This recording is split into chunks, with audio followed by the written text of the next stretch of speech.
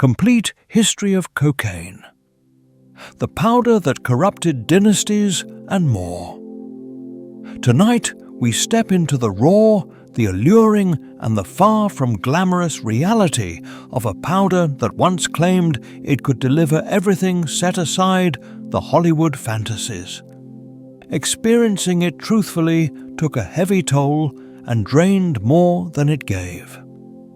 So before you settle in, pause for a second to like the video and subscribe, but only if this is content you truly enjoy. And drop a comment to tell me where you're watching from and what time it is for you right now. It's always intriguing to see who's joining us from different corners of the globe. Place your phone face down, turn the volume to a soft whisper. Let's begin. In the razor-thin air of the high Andes, where every breath is hard-earned and the sun rules with a harsh intensity, a modest green leaf meant far more than simple nourishment. For thousands of years, it functioned as a sacrament. Long before empires of gold arose, long before Spanish galleons cut scars across the horizon, there existed Erythroxylum coca, the sacred leaf. Its beginnings disappear into the deep time of South America, murmuring through the archaeological record from at least 8,000 years ago. Evidence of its alkaloid has been discovered in the hair of mummies along the Peruvian coast, bodies wrapped in finely woven textiles and interred with a small pouch, a chuspa holding a carefully tended bundle of dried leaves. This was never a casual indulgence. It was a solemn pact between human beings and a demanding, unforgiving landscape. The plant itself is modest in appearance. It is essentially a shrub bearing vivid green oval leaves and small white blossoms that later produce red berries. It thrives on the damp, steep slopes of the Yungas, the eastern foothills of the Andes, a fragile vertical world where clouds cling stubbornly to mountainsides. In this environment, ancient cultures learned to sculpt the land, carving terraces and erecting intricate stone walls that climbed skyward, forming stepped corridors of cultivation for their revered crop. For the Inca, the final and most powerful of the Andean empires, this leaf stood at the center of existence. They called it Mama Coca, a feminine divinity, a gift from the sun god. Inti meant to ease the suffering of his children. Yet this gift was not freely distributed, nor was it meant for all. The Inca state was an extraordinary machine of centralized control, a vast planned empire bound together by an extensive network of stone-paved roads. Coca was a tightly regulated resource. Its use was a guarded privilege limited to the Sapa Inca himself, the nobility high priests, and a handful of other sanctioned groups. When priests sought communion with the gods or attempted to read the future, they chewed a quid of leaves, pressing the bundle into the cheek, so its effects unfolded slowly. The shapes the leaves formed when scattered upon ceremonial cloth were interpreted as signs directing matters of governance, warfare, and decisions of life and death. When a high-ranking official traveled, a ration of coca accompanied him. When a laborer was drafted into the Mita, the compulsory public service responsible for building the temples of Cusco and the strongholds of Machu Picchu, he received a daily allowance of leaves. This was never about pleasure. It was sustenance. It quieted hunger, softened fatigue, and kept the debilitating grip of altitude sickness at a distance. The empire's roads served as its arteries, and its circulating lifeblood was the chasqui, the imperial runner. These men formed the Inca equivalent of an information network, a relay of messengers capable of carrying a message from Quito to Cusco, a journey of more than 1,000 miles in less than a week. They sprinted relentlessly between small stone stations, enduring punishing terrain with the coca leaf as their constant ally. It granted them the stamina to cross mountain passes, to run until their lungs burned, and to deliver the emperor's words before they lost their urgency. When Spanish conquistadors arrived in 1532, they witnessed this practice and filtered through the rigid framework of their own faith, perceived only paganism. Catholic clergy condemned the leaf as an instrument of the devil, an obstacle to conversion. Early orders issued from Lima attempted to outlaw its cultivation and use entirely. Yet this moral certainty soon collided with a far stronger force, economics. The Spanish had not crossed the ocean primarily for souls. They had come for silver. Deep within the earth, at a brutal elevation of 13,000 feet, they found a mountain overflowing with it, Potosi. To extract silver from the depths of that mountain, they required labor, an unending supply of expendable bodies.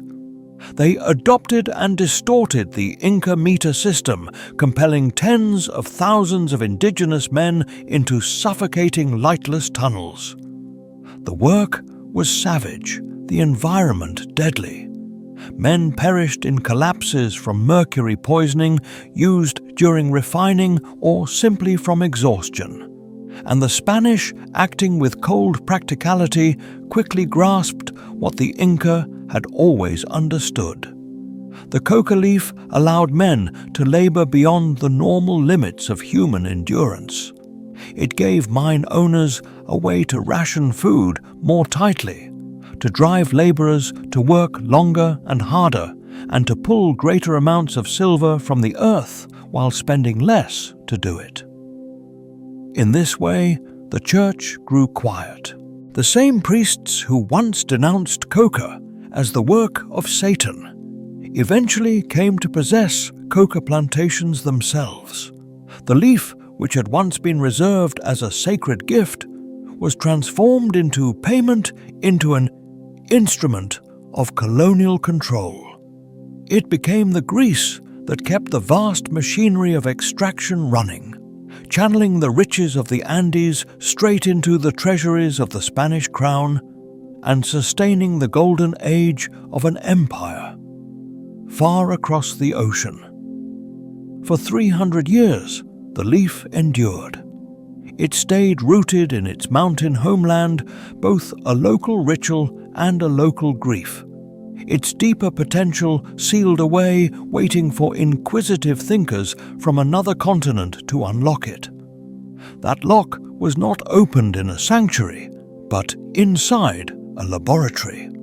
As the 19th century began, European science was swept up in a restless wave of discovery, slicing into nature and listing its elements piece by piece.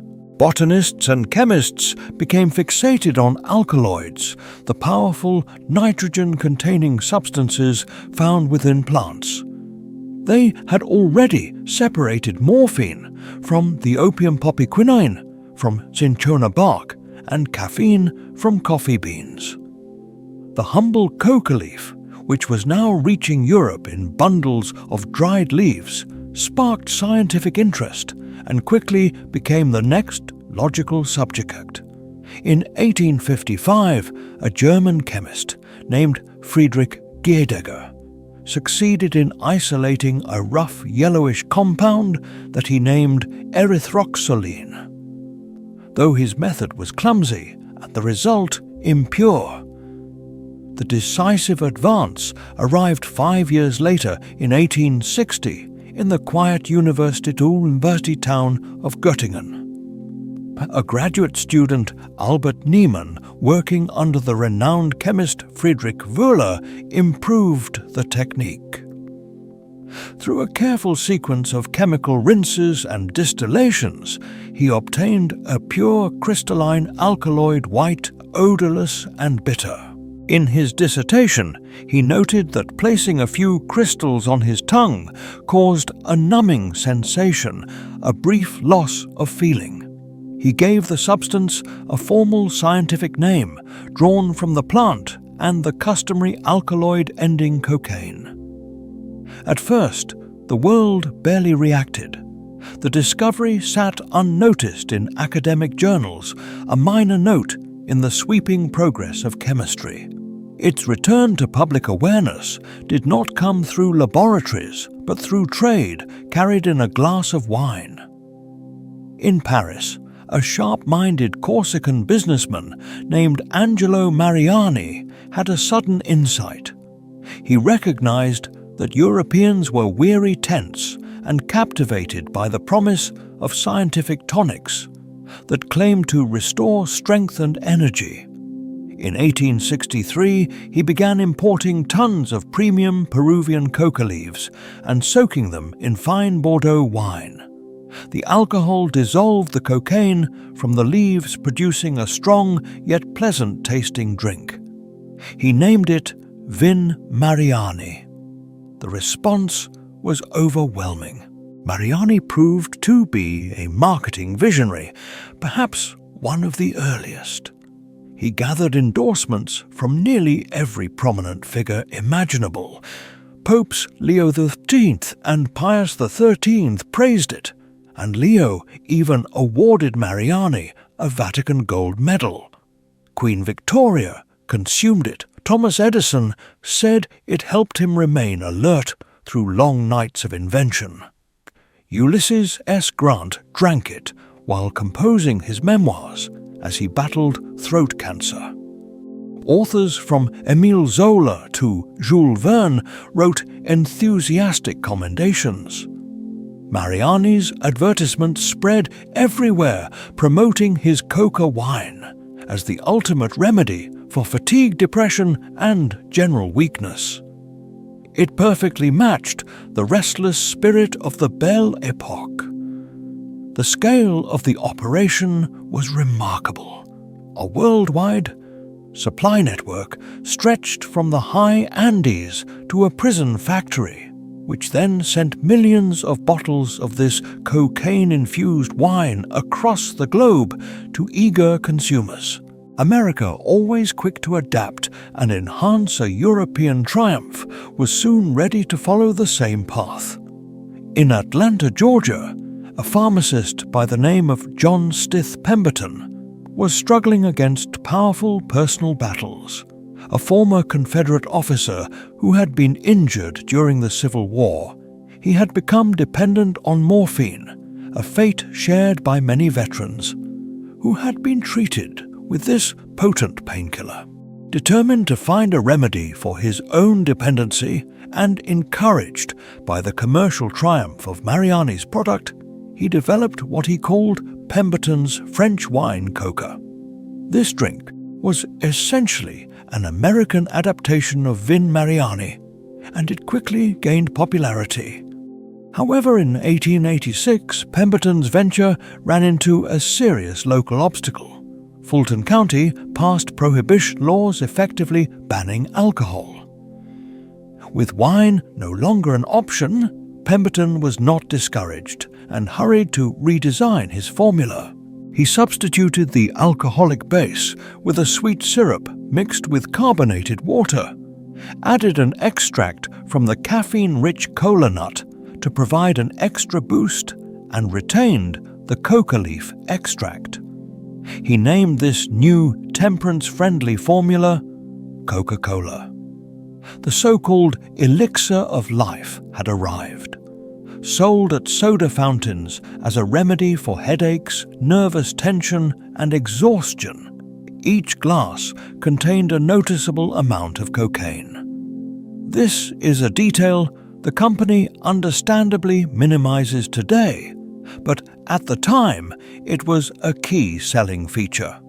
While business innovators were stimulating the public, the medical community was beginning to catch up, largely due to the passionate promotion of a young and ambitious Viennese neurologist, Sigmund Freud. In 1884, Freud was still many years away from formulating psychoanalysis. At that stage, he was an underfunded researcher eager to make a breakthrough that would secure both recognition and financial stability.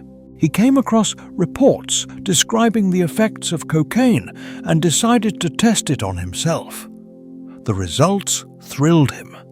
In his influential paper, Ibercoca, he praised the substance with intense enthusiasm. He proclaimed it a miracle drug, a remedy for depression, a stimulant capable of producing exhilaration and sustained euphoria without harmful consequences. Most dangerously of all, he advocated its use as a cure for morphine addiction. He administered it to his patients, offered it to his friends, and even gave it to his fiancée Martha, believing it would strengthen her and give her a healthy glow. Freud's considerable intellectual reputation granted cocaine a level of credibility it had never previously enjoyed. It was no longer merely an ingredient in a fashionable tonic. It was now regarded as a legitimate medical treatment. His research inspired one of his colleagues, the ophthalmologist Carl Koller, to further investigate Niemann's earlier observation regarding cocaine's numbing properties. Through a series of ingenious experiments, Koller discovered that applying a cocaine solution to the eye could render it entirely insensitive to pain. In 1884, he publicly demonstrated this breakthrough by performing eye surgery first on a fully conscious animal and then on a human subject without any sign of discomfort. The assembled physicians were astonished. This moment marked the beginning of local anesthesia. The implications for surgery were revolutionary, especially in precise fields such as ophthalmology and dentistry. Before the use of cocaine, such operations had to be performed with brutal speed or on patients rendered unconscious with ether or chloroform. Now surgeons could work methodically on a specific area, while the patient remained awake and free from pain. During the final 2 decades of the 19th century, cocaine reigned supreme. It became the Victorian era's wonder drug, a supposed cure-all for the challenges of modern life. The American pharmaceutical firm Parke-Davis marketed it in virtually every imaginable form. It was sold as powder in cigarettes, in hypodermic injection kits that included vials of cocaine hydrochloride, and even as a soft drink inspired by Coca-Cola, known as Coca Cordial. Consumers could purchase cocaine-laced throat lozenges for singers and public speakers, as well as toothache drops intended for teething infants. The substance was praised in medical journals, promoted in popular magazines, and used by millions who believed they were simply relying on a refined, scientifically endorsed solution for the pressures of everyday living.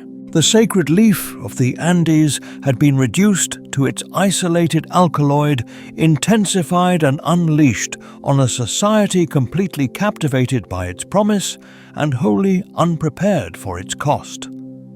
The descent from respectability was as rapid as the rise had been dazzling.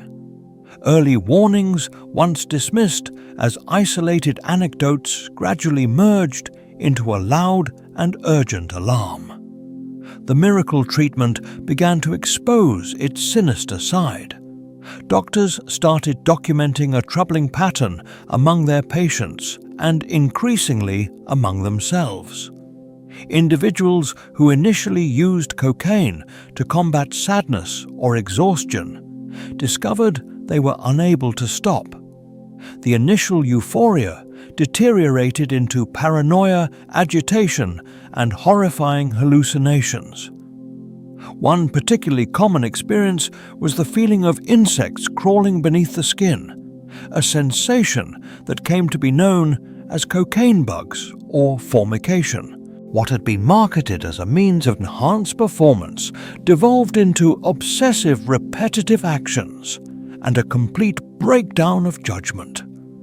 The celebrated wonder drug was giving rise to a new and especially destructive form of addiction. No example illustrated this downfall more clearly than a case emerging from within Sigmund Freud's own inner circle. He eagerly attempted to help his close friend, Dr. Ernst von Fleischl-Marxow, overcome a morphine dependency by prescribing what he believed were therapeutic high doses of cocaine. The outcome was disastrous. Fleischl-Marxow did not escape addiction. Instead, he merely exchanged one dependency for another that proved even more devastating. He spiraled into a severe cocaine-induced psychosis, tormented by intense paranoia and vivid hallucinations, including the relentless sensation of white snakes crawling endlessly across his skin. A few years later, he died, utterly broken by the ordeal. The episode deeply shocked Freud. He abandoned his public promotion of cocaine and almost never mentioned it again. Yet the harm had already been done. The genie he had helped unleash was now tearing through lives across Europe and America. Public perception began to change dramatically. Sensationalist newspapers, eager to replace praise with scandal, reversed their tone entirely. Where advertisements had once celebrated cocaine as a modern marvel, headlines now blared warnings about its dangers. Tales of elite social circles undone, of brilliant futures destroyed, and of entire fortunes wasted on the white powder became increasingly common. However, the panic assumed its most disturbing and long-lasting form in the United States, where cocaine was deliberately and inseparably bound to the nation's deepest racial fears. In the American South, lurid and completely unfounded rumors spread alleging that cocaine use was widespread among African American laborers. These stories were crafted specifically to inflame white anxiety. Newspapers printed shocking reports of cocaine-crazed Negroes committing heinous crimes with supposedly superhuman strength and cunning. A widely cited article in the New York Times in 1914, written by Dr. Edward H. Williams, claimed that cocaine enhanced black men's marksmanship and made them temporarily immune to pistol bullets. Some Southern police departments even began adopting higher caliber revolvers, arguing that greater stopping power was necessary to confront these alleged drug-fueled threats. This narrative was a calculated racial myth. It recast the cocaine user from a sympathetic, often white middle-class victim of a medical craze into a dangerous black criminal predator. Cocaine was no longer framed as a private vice. It was portrayed as a menace to social stability, a spark for racial conflict that demanded a strong and immediate government response. As a result, the slow-moving machinery of federal regulation began to speed up. A critical early milestone was the Pure Food and Drug Act of 1906, driven by investigative journalists who exposed the deceptive and frequently hazardous contents of patent medicines. The law itself did not prohibit any substances. Instead, it required truthful labeling. For the first time, manufacturers were compelled to disclose ingredients such as alcohol, morphine, and cocaine on their packaging. The impact was swift and startling. Consumers were horrified to discover that calming syrups given to children contained opiates and that popular energy tonics were heavily dosed with cocaine. facing public outrage and the risk of declining sales. Many companies quietly altered their formulas. Around 1903, even before the law took effect, the Coca-Cola Company, attuned to shifting public sentiment, removed the active cocaine alkaloid from its signature beverage, replacing it with decocainized coca leaf extract to preserve the name and flavor. Yet labeling alone failed to satisfy the growing coalition of reformers, temperance advocates and racial agitators who demanded complete prohibition. International politics provided the final impetus. The United States, seeking greater influence in Asia, aimed to assist China in addressing its catastrophic opium crisis. To claim the moral authority necessary to lead global anti-drug efforts, America first needed to regulate its own practices. The outcome was the culmination of 2 decades of escalating fear, the Harrison Narcotics Tax Act of 1914. On the surface, the Harrison Act was not framed as a prohibition measure, but as a tax statute designed to withstand constitutional scrutiny. It required anyone who imported, manufactured, sold, or distributed cocaine and opiates to register with the federal government, pay a special tax, and use standardized order forms. Although it appeared to be a regulatory matter, its enforcement fundamentally reshaped American society. Treasury Department agents responsible for enforcing the act interpreted its provisions in the harshest possible manner. They ruled that prescribing narcotics to addicts for maintenance was not legitimate medical treatment. Physicians who continued such practices were harassed, arrested, and prosecuted, with many ultimately imprisoned. Intimidated, the medical community rapidly withdrew from treating addiction altogether. The consequences were immediate and profound. Legal supplies of cocaine, once readily available over the counter in pharmacies, disappeared. The individual, who only a decade earlier had been viewed as a patient or consumer, was now legally redefined as a criminal. The legislation did not bring cocaine consumption to an end. It simply pushed it out of sight. It shut the welcoming doors of pharmacies and soda fountains, and by doing so unlocked another entrance altogether, one that opened onto shadowed back streets, illegal cellars, and an enormous, brutal, and extraordinarily lucrative underground economy. The period when cocaine was celebrated as a medical wonder had come to a close, but its new life as a public menace and as the spark behind 100 years of crime and violence was only just beginning. With a single signature and the moral confidence of legislators, the sparkling powder was cast out. Removed from the bright counters of drugstores and the friendly fizz of soda fountains, it did not disappear. Naturally, it didn't. It merely found its way home with a very different kind of user. Prohibition, after all, almost never eliminates desire. It simply makes it more expensive and carefully selects who gets invited. And so, cocaine, deprived of its medical respectability, changed its identity. It became something hidden. And secrets, especially elaborate ones, are among the most powerful symbols of status. The powder turned into a covert signal among a new elite, a shimmering bond for those who lived ahead of their time or comfortably beyond the reach of the law. During the Roaring Twenties, an era intoxicated by bathtub gin and thrilled by defiance cocaine, fit perfectly. It was the unseen presence driving the jazz age.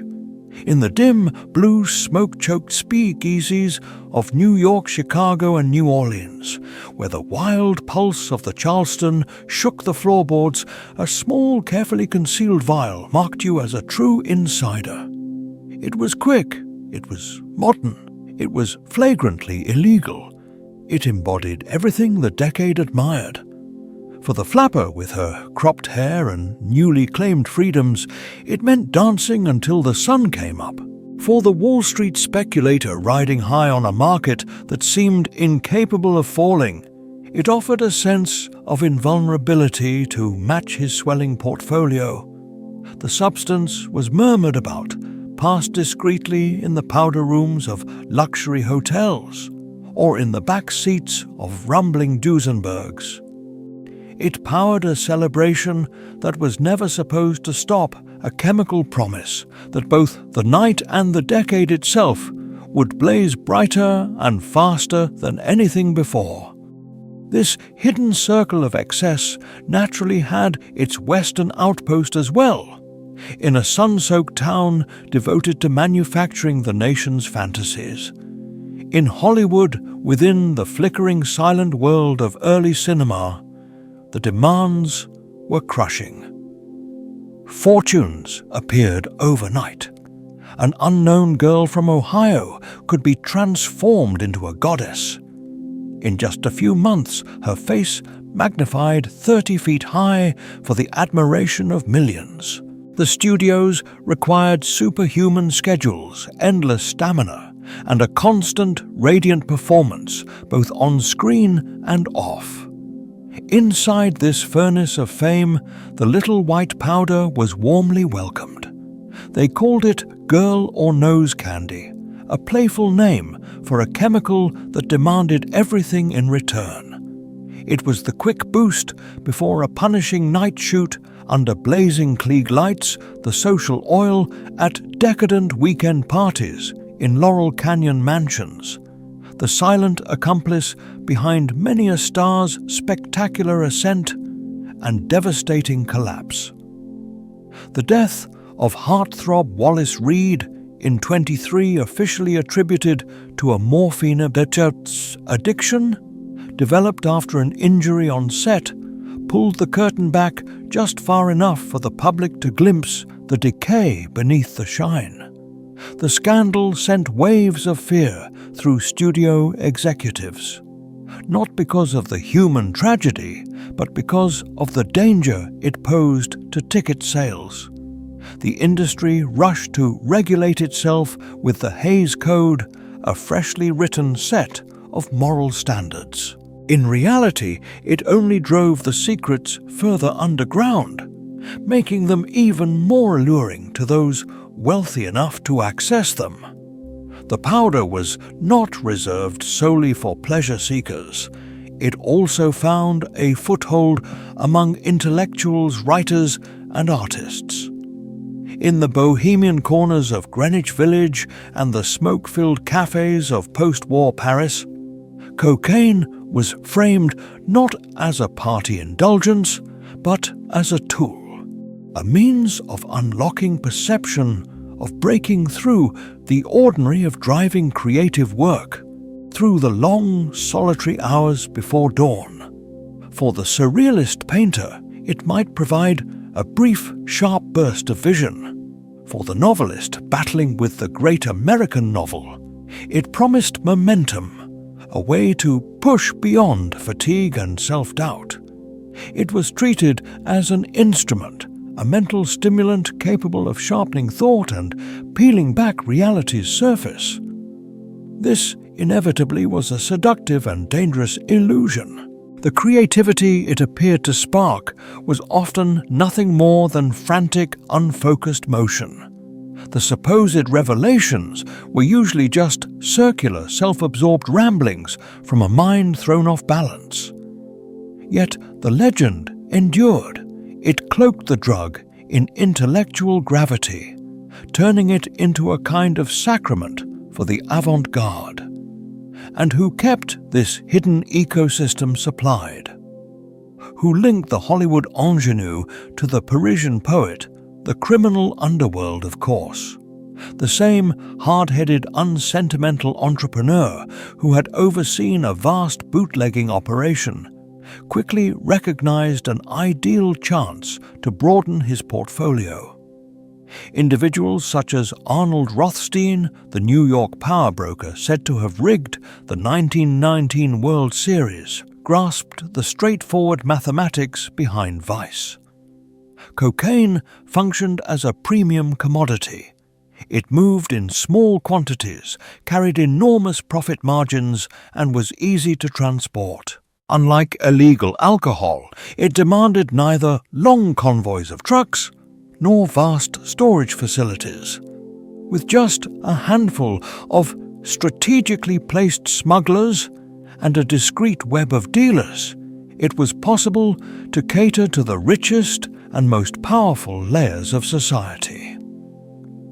At that stage, supply chains were still basic, often dependent on legitimate pharmaceutical stocks diverted from Europe or small, opportunistic consignments arriving from South America. Yet the groundwork was already being set. Demand had been created. Cocaine was assuming a new role, a prohibited luxury, a powder that marked off the bold, the indulgent, and the lost from the everyday world. It held out a promise of vitality, of sharpness, of inclusion, an extraordinarily costly promise first settled in cash and later unavoidably in other forms of payment. While fashionable young circles in the Northern Hemisphere were beginning to experience the illicit allure of the powder, its deeper story was truly taking shape much farther south beneath the high, thin sunlight of the Andes.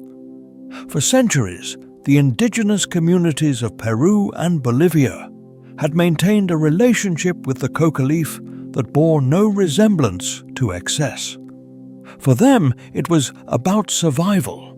They chewed the leaves, often combined with small amounts of ash or lime to help release the alkaloids to gain energy for labor at brutal elevations to suppress hunger and for ritual and healing practices. The coca leaf was seen as a divine gift, a sacred plant embedded in the core of their culture. It acted as a gentle stimulant, as much a part of daily life as the landscape itself, as ordinary and as vital as the potato. The conversion of this revered leaf into a worldwide commodity is a tale shaped by chemistry ambition and geography. It starts not with sprawling cartels, but with quiet, enterprising chemists and smugglers who recognized a chance to link the ancient agricultural wealth of the Andes with the growing restless appetite of the modern world. By the middle of the 20th century, the first true trailblazers of the international cocaine trade were beginning to appear. Initially, they bore little resemblance to the flamboyant narcos of later myth.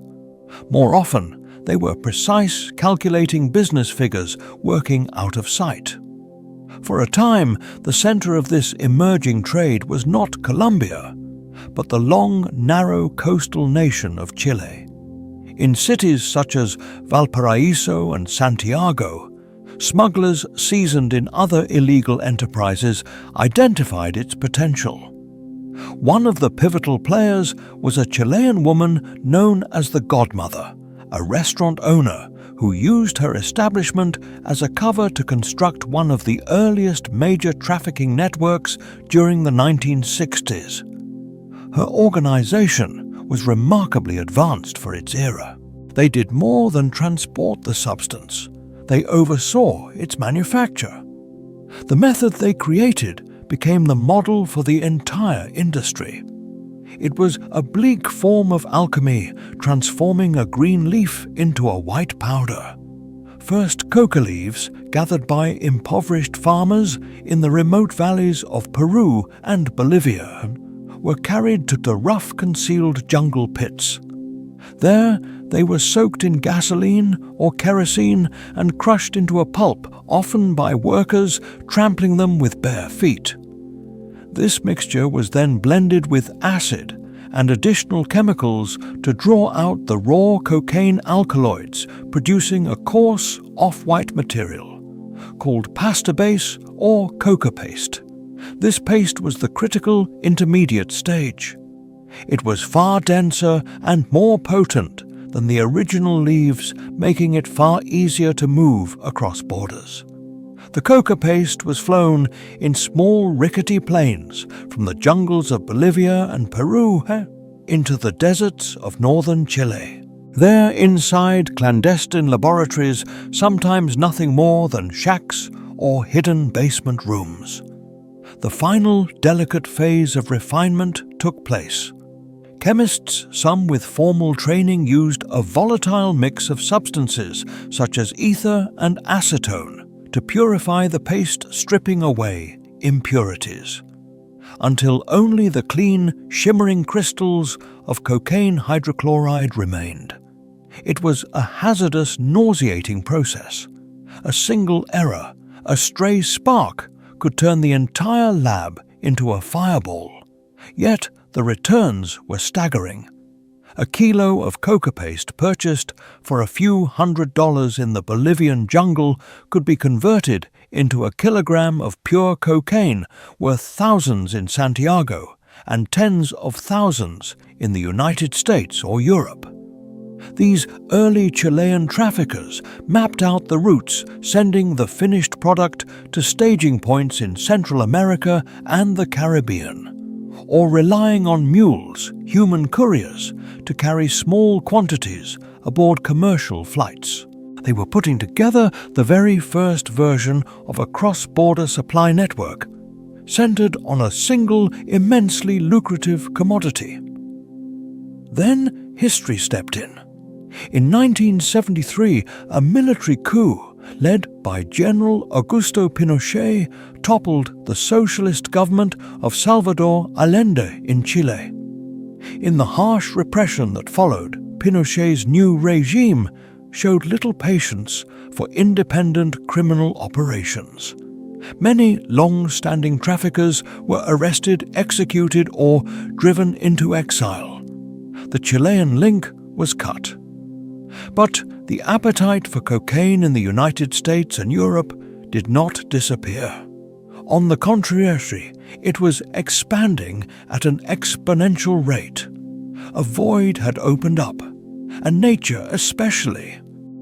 The nature of black markets does not tolerate a void.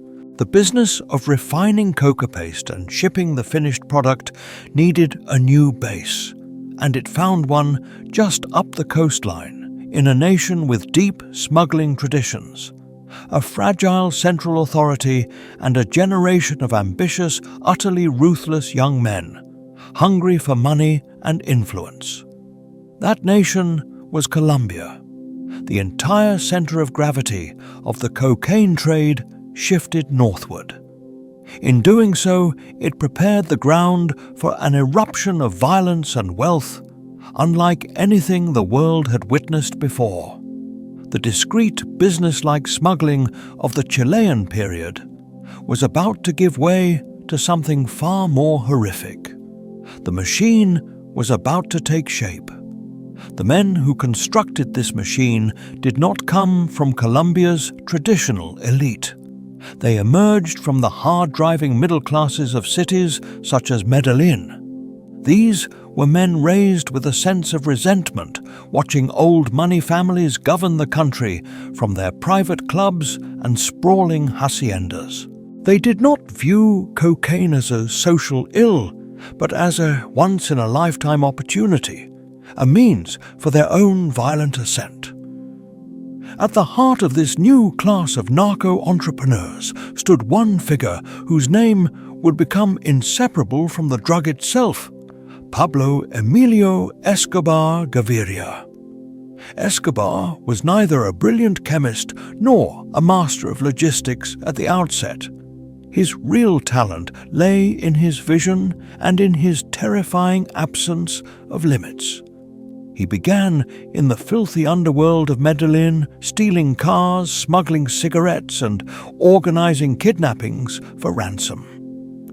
He was practical, merciless, and instinctively understood the two forces that drive the world, fear and desire. When the cocaine trade began moving away from Chile, Escobar did not merely see an opening to join in. He recognized an opportunity to take control. He grasped that the true fortune was not in shifting a few kilos, but in commanding the entire production chain from the leaf to the street. It was about turning the process into an industry. Escobar and his partners created what came to be known as the Medellin cartel. It was less a strict hierarchy than a loose but formidable alliance of traffickers working together to maximize profits and defend their enterprise. Among them were the Ochoa brothers, Jorge Luis, Juan David, and Fabio Jr., from a family of horse breeders who contributed a measure of traditional business discipline. There was also Carlos Leder, a brilliant, eccentric and unstable German Colombian who idolized both John Lennon and Adolf Hitler. Leder's major contribution lay in logistics. He purchased a small island in the Bahamas called Norman's Cay and turned it into the ultimate smuggling hub. He constructed a runway, installed radar, and built refrigerated storage facilities. From this private stronghold, just a short flight from Florida, the cartel could send plane load after plane load of cocaine straight into the endlessly hungry American market. What Escobar and his associates accomplished was the application of industrial capitalist principles to organized crime. They vertically integrated every stage. They financed coca cultivation in Peru and Bolivia, guaranteeing a constant supply of raw material. They erected enormous laboratory complexes deep within the Colombian jungle known as superlabs. These were not simple sheds. They were miniature cities. They contained airplane hangars, dormitories for hundreds of workers, kitchens, power generators, and advanced chemical processing equipment. At sites such as Tranquilandia, they could manufacture 10 to 20 tons of pure cocaine every single week. Tons. The scale defied easy comprehension. They were no longer mere smugglers. They had become manufacturers producing for a global market through an assembly line of staggering efficiency. The methods used to move the product were just as bold. Fleets of small aircraft, each carrying several hundred kilograms, flew from Colombia to Norman's Cay or dropped waterproofed bundles into the sea to be collected by speedboats. They even invested in submarines, crude diesel-powered craft capable of transporting 1 or 2 tons of cocaine while submerged, rendering them almost invisible to law enforcement. And then there was the money. The scale of the profits was so enormous that handling them became a problem in itself. Billions of dollars in cash, largely made up of small denomination notes from street-level sales in the United States, had to be transported back to Colombia. The money was crammed into suitcases, concealed in the landing gear of private aircraft, and hidden inside everyday appliances like television sets and refrigerators. The cartel was reportedly spending thousands of dollars every single month just on rubber bands to tie together bundles of cash. At the height of his power, Pablo Escobar was believed to be among the richest individuals on the planet, with a personal fortune estimated in the tens of billions. His wealth exceeded that of many entire countries. And with such staggering riches came extraordinary influence power that Escobar was determined to use to force the nation of Colombia to submit to his will. His approach to business was brutally straightforward, and he expressed it with terrifying simplicity. Plata or plomo silver or lead. For any police officer, judge, politician, or journalist who stood in his path, there were only two options. You could take the bribe, the silver, and deliberately look away, enriching yourself in the process. Or you could refuse, and you, along with your family, would receive the lead, a bullet. It was corruption and terror executed on an industrial scale. The cartel methodically penetrated every layer of the Colombian state. Judges were paid to dismiss cases and erase charges. Police commanders were bought to provide protection for drug shipments. Politicians were influenced to block laws that threatened cartel interests. Especially the extradition treaty with the United States, which traffickers feared far more than imprisonment in Colombia. Escobar himself, in an act of astonishing arrogance, managed to get elected in 1982 as an alternate member of the Colombian Congress, seeking the legitimacy and legal immunity that the position offered. But when charm and money failed to achieve his aims, the cartel resorted to lead unleashing violence with such intensity that it pushed Colombia into what felt like a civil war. The Minister of Justice, Rodrigo Lara Bonilla, who dared to publicly denounce Escobar and strip him of his congressional immunity, was assassinated in his car in Bogotá in 1984. Luis Carlos Galá, a popular presidential candidate who made opposing the cartels the central theme of his campaign, and was widely expected to win, was murdered at a public rally in 1989. The cartel planted a bomb on Avianca Flight 203 in an attempt to kill another presidential candidate, Cesar Gaviria, who was not on board, killing all 160 people on the aircraft. They detonated a massive truck bomb outside the headquarters of the DAS Colombia's security agency, killing 70 people and injuring hundreds more. This was no longer ordinary criminal activity. This was narco-terrorism. These were not the actions of a simple gang, but of a parallel state, a corporate force with its own army and its own foreign policy waging open war against a sovereign nation. Under the leadership of Pablo Escobar, the Medellin cartel had taken the humble coca leaf and turned it into a tool of mass destabilization. They created a machine that produced not just a narcotic, but an empire built on corruption, addiction, and fear, financed by an endless river of white powder flowing northward.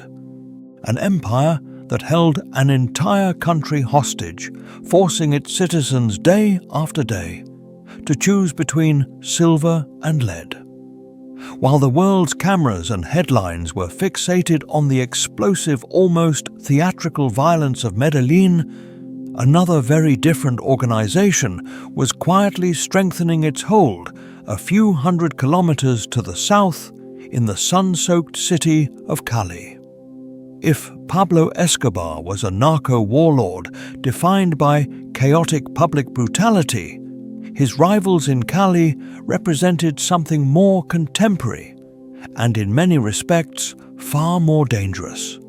They operated like the executive board of a multinational corporation whose primary commodity just happened to be cocaine. They called themselves Los Caballeros de Cali, the Gentlemen of Cali, and they carefully cultivated this image. Their strategy avoided car bombs and high-profile assassinations. Instead, they relied on discreet bribes, manipulated politicians, and compromised judges. They grasped a basic truth that Escobar, blinded by ego, often ignored.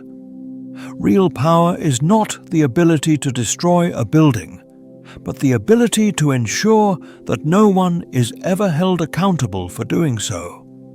The cartel functioned as a syndicate, a partnership made up of 4 central figures, each fulfilling a specific role. At the top were the brothers Gilberto and Miguel Rodriguez Orejuela. Gilberto, the older of the two, was known as El Ajedrecista, the chess player.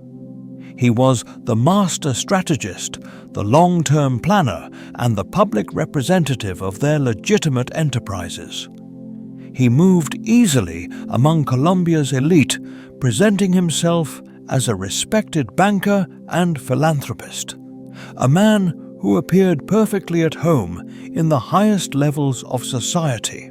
His brother Miguel handled the practical machinery of the organization, acting as the CEO who oversaw the everyday operations of a worldwide trafficking enterprise. He was far more discreet, far less sentimental, and far more merciless, the firm grip hidden beneath Gilberto's refined exterior. Side by side, the brothers constructed a vast commercial empire that at its origin appeared harmless enough, beginning with a simple chain of pharmacies. From there, they moved into banking, property development, and even became owners of the city's cherished football club, America de Cali. These ventures were not mere disguises. They were extremely profitable, fully legal businesses that granted the brothers enormous social standing and political leverage, while simultaneously offering the ideal framework for cleaning the billions of dollars that would soon begin flooding in. The remaining 2 partners each brought highly specialized expertise. Helmer Herrera, widely known as Pacho, was a mastermind of logistics and distribution. Operating out of Cali, he supervised the elaborate transportation systems that moved cocaine out of Colombia and critically controlled the sprawling and highly organized distribution networks inside the United States, with a particular focus on New York City. The 4th figure was Jose Santa Cruz Londoño, better known as Chepe.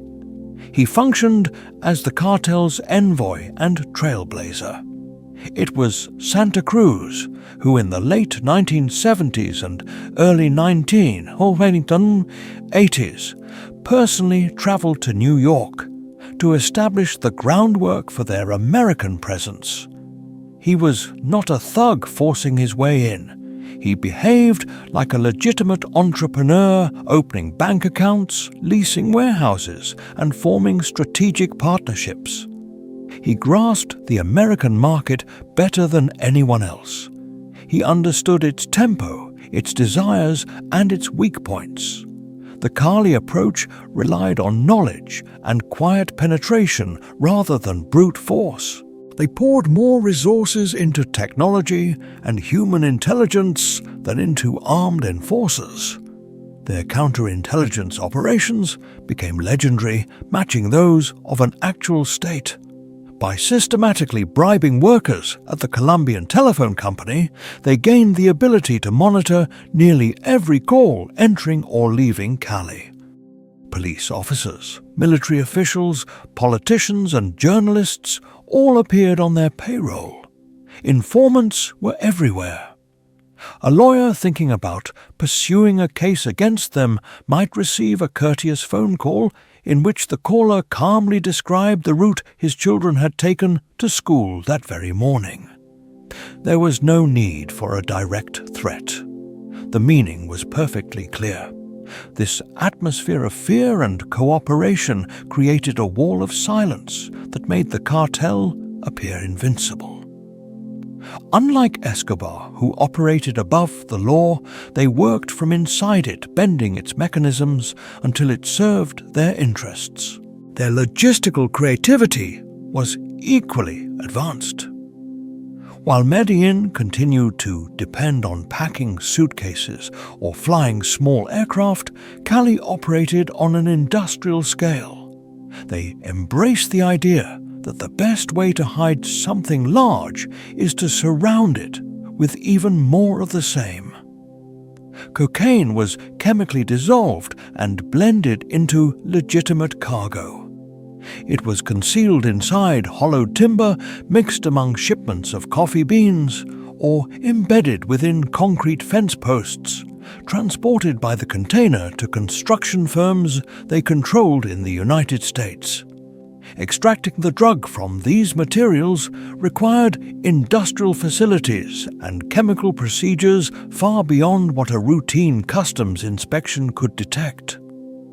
One of their most brilliant schemes involved sending thousands of boxes of frozen broccoli to Miami. Among the real produce were boxes in which the broccoli had been replaced by carefully molded green-colored replicas made entirely of cocaine. To an inquisitive inspector, it appeared to be nothing more than another shipment of frozen vegetables sitting in a refrigerated warehouse packed with countless similar pallets. They elevated money laundering into a precise science. Their financial system spanned continents, relying on a tangled network of shell companies, offshore banks in Panama and the Caribbean, and legitimate enterprises that scrubbed their profits until the money was impossible to distinguish from lawful income. They employed elite lawyers and accountants who knew exactly how to navigate and exploit international financial regulations. At their peak, in the early 1990s following Escobar's death, the DEA estimated that the Cali cartel was responsible for 80% of the global cocaine supply. They were a silent, highly efficient, vertically integrated monopoly, a shadow state whose reach extended from the coca fields of the Andes to the uppermost halls of power in Bogotá, delivering its product with corporate-level precision to a market eager for it. And where was all of this carefully packaged, mass-produced, and expertly cleaned powder headed? It was streaming northward like a vast white river toward a nation prepared to welcome it with open arms and open wallets. America in the late 1970s and 1980s was undergoing a deep cultural transformation. The exhaustion of Vietnam and the distrust born from Watergate were giving way to a bold new age of ambition, consumption, and self-indulgence. It was the era of Reagan of greed, is good of Wall Street power players and Hollywood spectacle. It was a time that celebrated speed, achievement, and status above all else. And cocaine, almost as if it had been engineered precisely for that historical moment, became the ideal energy source for it all. Unlike the substances linked to the 60s counterculture, marijuana and LSD, which carried ideas of dropping out and expanding consciousness, cocaine was associated with ambition. It was the drug of people who wanted to win. It didn't slow you down or make you relaxed. It sharpened you. It didn't invite quiet reflection. It projected confidence. It offered the promise of being quicker, brighter, more driven, more inventive, and more in control.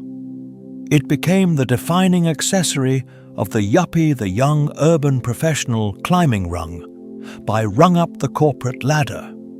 It appeared as a thin line of immaculate white assurance, cut and inhaled in a restroom just before a crucial presentation, or rubbed on the gums ahead of a high-stakes negotiation. On the chaotic trading floors of Wall Street, it functioned as the engine that let brokers survive 20-hour days, shout into telephones, absorb overwhelming streams of information, and then celebrate enormous profits with equally enormous binges. In the private backrooms of Hollywood studios, multi-million-dollar deals were finalized over glass tables lightly coated with white powder. It became the muse for screenwriters, the jet fuel for rock stars, and the quiet indulgence of actors and actresses whose flawless smiles stared out from magazine covers. The drug shed its back-alley stigma and stepped fully into the Klieg lights. Nowhere was this shift clearer than at Studio 54, the legendary New York nightclub that stood at the heart of 1970s disco-era excess. Behind its velvet ropes existed a carefully curated universe where celebrity fashion art and finance collided each night in a spectacle of indulgence. At the very center of that world was cocaine. It circulated on silver trays as casually as hors d'oeuvres. The club's iconic logo, a man in the moon holding a silver spoon to his nose, was a bold, playful acknowledgement of its preferred substance. Here, cocaine wasn't hidden or whispered about. It was the social lubricant that powered the entire glittering operation. It signified belonging, arrival, acceptance into the inner circle. Even the tools used to consume it became markers of status. Gold razor blades for cutting flawless lines, ornate silver spoons for discreet bumps, polished mirrors, and marble slabs serving as elegant platforms. The acts themselves turned into rituals, fetishized displays of refined excess. Popular culture echoed and magnified this image. Movies like Scarface, while intended as warnings, also offered hypnotic visions of narco wealth and dominance. Songs on the radio referenced the white horse or the snow that fueled nightlife, sometimes subtly, sometimes openly. It was everywhere. For a brief, heady moment, cocaine was more than a substance. It was a symbol, a cultural shorthand for achievement, a sacrament of a new belief system built around ambition. This endless appetite created a feedback loop of staggering intensity. The more cocaine the United States consumed, the more money flowed south, and the more money that flowed south, the stronger and more sophisticated the Colombian cartels became. The gentlemen of Cali observed this surge in demand not with the frenzy of street dealers, but with the calm precision of market analysts. They expanded production, optimized logistics, and streamlined distribution systems to satisfy their most lucrative customer. The United States represented a market of unprecedented scale, and they were the exclusive suppliers of its trendiest commodity. The profits defied comprehension enough to fund private armies, destabilize governments, and reshape entire national economies. But this glittering world rested on chemistry, and that chemistry was about to change. Luxury goods, by definition, exclude, and the rules of markets, like the laws of chemistry, are unforgiving. Someone somewhere was destined to discover a way to make the champagne of drugs accessible to everyone. They did, and in doing so unleashed a force that would rip through the fabric of American society. The chemistry itself was brutally simple. It required no advanced laboratory or trained chemist. It could be done in a kitchen pot with everyday household materials. By taking cocaine hydrochloride, the costly powdered form, and combining it with a basic substance like baking soda and a small amount of water, then applying heat, the cocaine could be freed from its hydrochloride salt. As the mixture cooled, the psychoactive cocaine base separated out, solidifying into small crystalline pellets or rocks. The process produced a sharp crackling sound as the water boiled away, and from that sound, the new drug took its name: crack.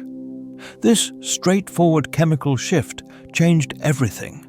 To begin with, it altered how the drug was used. Unlike powder, which was snorted, crack was smoked. Breathing in the vaporized form of cocaine sent the substance racing to the brain through the lungs' enormous surface area within mere seconds. What followed was a surge of euphoria that was far more powerful and instantaneous than anything achieved through snorting. It felt like a total bodily detonation of pleasure, a sweeping flood of dopamine that users often described as the most overwhelming high they had ever known. Yet this extraordinary summit was heartbreakingly brief. The powerful euphoria endured for perhaps 5 to 10 minutes before collapsing into an equally severe downturn. A plunge marked by dysphoria, mounting anxiety, and an urgent, all-consuming urge to recapture the sensation. This fast alternation between soaring highs and crushing lows produced an addiction that developed with unprecedented speed and intensity. Individuals who had only experimented casually with powdered cocaine frequently found themselves deeply dependent on crack after only a handful of experiences. Another transformation, and arguably the most consequential one, was financial. During the mid-1980s, a single gram of powdered cocaine might fetch $100 on the street. For many people, particularly those living in poor neighborhoods, that cost placed it far beyond reach, an unattainable indulgence. Crack cocaine obliterated that price barrier. The same gram of powder could be converted into multiple rocks, with each individual rock selling for as little as $2, $3, or $5. This shift was decisive. It represented a grim stroke of marketing brilliance. The drug had been effectively democratized, its cost lowered to a level accessible to almost anyone. This opened an enormous, previously untapped market in America's inner cities areas already weakened by years of deindustrialization, white flight, and systemic neglect. The impact on these neighborhoods was sudden and devastating, like a hurricane making landfall. In cities such as New York, Los Angeles, Detroit, and Washington, D.C., the emergence of cheap, smokable cocaine gave rise to a frightening new underground economy. Street corners once occupied by small shops or children playing stickball were transformed overnight into open-air drug bazaars running 24 hours a day. A new cohort of young, heavily armed street gangs appeared, waging brutal turf wars to dominate this extraordinarily profitable business. Violence surged dramatically. The discreet exchange in a nightclub restroom gave way to gunfire on quiet residential streets. The social bonds holding these communities together began to fray. The crack house, often an abandoned or forcibly taken apartment where the drug could be bought and used, became an emblem of decline, a space where normal social rules dissolved. Families were ripped apart as addiction tightened its grip. Parents sold their belongings and eventually themselves in pursuit of the next 5-minute high, leaving children abandoned and uncared for. A generation of babies was born to mothers struggling with addiction, and the media, swept up in a wave of moral panic, introduced the term crack babies. This label painted a frightening and frequently exaggerated portrait of an entire generation, supposedly condemned to permanent neurological damage. although later medical research revealed a far more nuanced and less uniformly disastrous reality than early reports claimed. The immediate lived conditions for these children, surrounded by instability, poverty, and trauma, were undeniably harsh and damaging. The reaction from both the media and the government was not framed as a public health response, but as a battle. Night after night, television news featured sensational graphic accounts of crack-related violence and urban deterioration. These portrayals were often racialized. The public image of the drug user shifted away from the glamorous Wall Street trader or Hollywood celebrity toward that of a young, threatening black man. This unrelenting narrative fueled nationwide fear, and politicians eager to project toughness on crime hurried to pass severe legislation. The most far-reaching of these measures was the Anti-Drug Abuse Act of 1986. Enacted amid pre-election panic, this law embedded a shocking sentencing imbalance into federal policy. It required that possession of just 5 grams of crack cocaine carried the same mandatory minimum prison sentence of 5 years as possession of 500 grams of powdered cocaine. This became known as the 100-to-1 sentencing ratio. The reasoning, insofar as it existed, was that crack was more addictive and more closely linked to violence, and therefore merited harsher punishment. In practice, the consequences were devastating and deeply unequal.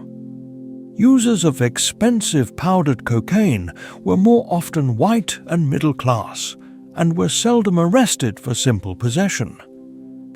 By contrast, users and low-level sellers of inexpensive crack cocaine were far more likely to be poor and African American, and were aggressively targeted by street-level policing. The outcome was the mass incarceration of an entire generation of young black men. Prison numbers across the United States surged dramatically. Entire families were torn apart, not just by dependency, but by a harsh and unforgiving justice system that removed fathers, sons, and brothers from their homes for years, and in many cases for decades, over non-violent drug charges. These laws did almost nothing to slow the movement of narcotics, yet they were devastatingly effective at crushing communities that were already fragile, intensifying poverty, reinforcing inequality, and leaving behind a deep, enduring sense of injustice. As a result, the American story of cocaine split into 2 starkly different realities, shaped by chemistry and by class. In the luxury apartments and penthouses of Manhattan, it survived as a quiet but dangerous pleasure, a substance linked to ambition, status, and excess. In contrast, within the housing projects of the South Bronx, its cheaper and smokable version became a mark of social breakdown, igniting what was labeled a war on drugs that in practice functioned as a war on the poor. These were 2 faces of the same white substance, one praised as the energizer of elites, the other condemned as the corruption of the underclass. It was the most tragic expression of a powder that for 100 years had misled the world with promises of strength and success, only to leave devastation behind. The businessmen in Cali, studying spreadsheets and quarterly reports, likely gave little thought to what form their product assumed once it arrived in the United States. To them, it was a question of market share demand and figures on paper. But the figures visible on the streets told a far darker story, one rooted in chemistry economics and a slowly unfolding American catastrophe. And so, on the vast stage of public policy, a new and ominous chapter began. The glossy white powder once adored by intellectual circles and high society was transformed into a more unstable incarnation. Mixed with baking soda and water, it hardened into something inexpensive, smokable, and brutally efficient. This new form was known as crack, and it swept through inner-city neighborhoods like an unseen blaze, leaving widespread social ruin in its path. The media, eager for alarm and spectacle, intensified the panic with constant broadcasts of so-called crack babies and images of collapsing urban life. Public fear escalated, and in Washington, a city driven equally by anxiety and political advantage, decisive action followed quickly. Drug use was no longer framed as a personal failing or a public health issue. It was redefined as an existential menace, demanding a formal declaration of war. The term itself was not new. Richard Nixon had used it years earlier, but his version amounted to bureaucratic reforms, treatment programs, and administrative oversight. The conflict of the 1980s, fueled by the crack crisis, was something else entirely. It was waged like a real war, complete with battle zones, combatants, and casualties. As with many such campaigns, it began with legislation.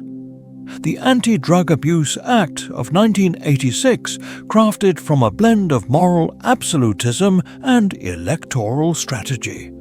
It was an extraordinary display of punitive lawmaking. Central to it was the introduction of mandatory minimum sentences. Judicial judgment and nuance were discarded, replaced by an unforgiving numerical formula. Possession of 5 grams of crack cocaine, roughly the weight of 2 sugar packets, automatically carried a minimum sentence of 5 years in federal prison. To receive the same punishment for powder cocaine, more commonly associated with wealthier and whiter communities, one would need to possess 500 grams, creating a 100-to-1 imbalance enshrined in law. The reasoning behind this was simple and disastrously misguided. Crack was portrayed as more addictive, more violent, more dangerous, more urban. In reality, the policy did not merely pursue a substance, it targeted a population. Once set in motion, the machinery of the state advanced with unprecedented force. The boundary between civilian policing and military action began to dissolve. Excess military equipment, originally intended for overseas combat, slowly made its way into local police departments, first in small quantities and then in overwhelming numbers. Armored vehicles, M16 rifles, flashbang grenades became standard tools. The familiar neighborhood officer was replaced by a new presence, a black-clad figure in Kevlar and a ballistic helmet prepared for what resembled a small-scale invasion. The defining tactic of this era was the no-knock raid carried out in the depths of night. Doors were shattered, families forced onto the floor, and homes torn apart in frantic searches for crystalline rocks or fine white powder. This war was not fought in distant trenches, but inside living rooms and bedrooms throughout the nation. And like any modern war, it extended beyond domestic borders. Guided by a militarized interpretation of supply-side economics, policymakers reasoned that if demand at home could not be curbed, then the only remaining option was to sever the supply at its source. all attention shifted southward toward the lush valleys of the Andes and the humid jungles of the Amazon basin, where the modest coca leaf was cultivated. The United States, acting through the Drug Enforcement Administration and the CIA, began channeling billions of dollars into Latin America. The strategy carried a tidy, almost pastoral label eradication, yet the way it was carried out was anything but tidy. Aircraft flying low to the ground, often operated by American contractors, crisscrossed the rural landscapes of Colombia and Peru, releasing a thin haze of glyphosate herbicide. This chemical mixture, widely known as Roundup, was intended to destroy coca plants. It succeeded in that aim, but it made no distinctions. Yucca coffee and banana crops withered alongside the coca. Watersheds were contaminated. Livestock fell ill, and entire rural ecosystems were damaged. Farmers who relied on coca not out of ideology, but because it was the only crop that reliably paid enough to survive, were pushed further into hardship, and straight toward the traffickers the policy was supposed to weaken. At the same time, the United States equipped and trained local armed forces, effectively transforming national militaries into extensions of a drug war.